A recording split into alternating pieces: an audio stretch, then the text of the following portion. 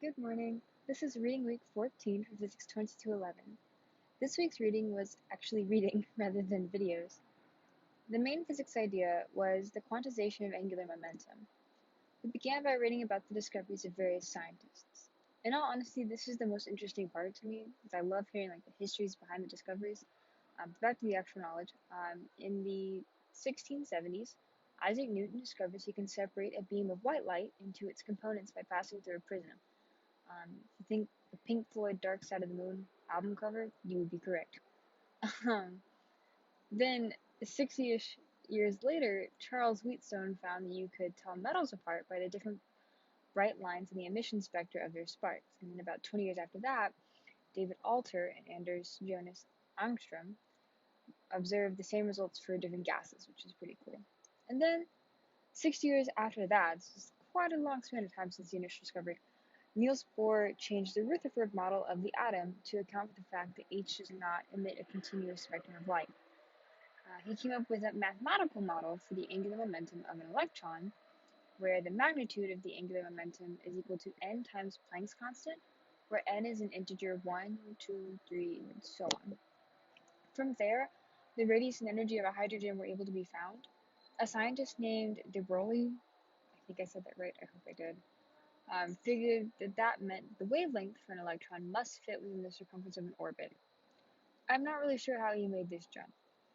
That's something that's very definitely kind of difficult for me to understand, but I plan to ask him lecture this week. But either way, he set the net force equal to the angular momentum divided by mass times r cubed. He then obtained an expression 4 pi epsilon naught times Planck's constant times n over mass times the charge of the electron squared. Well, it was a big expression.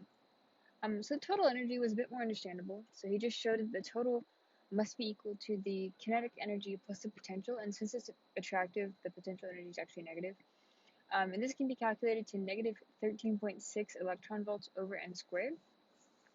And the reading also discussed electrons moving orbits, where they have to receive the exact correct amount of energy to move up an orbital, and they release energy in the form of light when they lower in orbitals.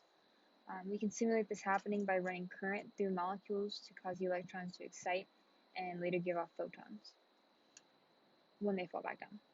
As a whole, this week I did not know much going in. I knew some of the experiments that we discussed, but no actual information on them. Therefore, most everything was new to me. My favorite part was the history at the beginning, like I mentioned earlier. I absolutely love hearing about the different discoveries because oftentimes there are absolutely hilarious stories that go along with it, like the creation of calculus.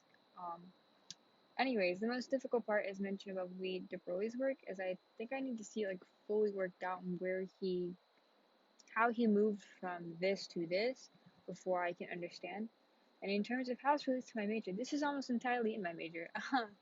I'm studying chemical engineering, and this is one of my favorite aspects of chemistry when we learned about the little bit that we did in high school. So it's interesting to know the math behind it and how those discoveries came to be.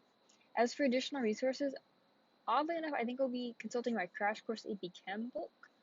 As I remember, that topic was covered mostly from a conceptual standpoint, but just to refresh my memory about what exactly is happening in the big picture stage so that I can understand the actual math and the physics, what's going on, and then to fill in the gaps of the actual physics going on, I will use the physics textbook on LibreText that I've mentioned in previous videos to fill in the gaps.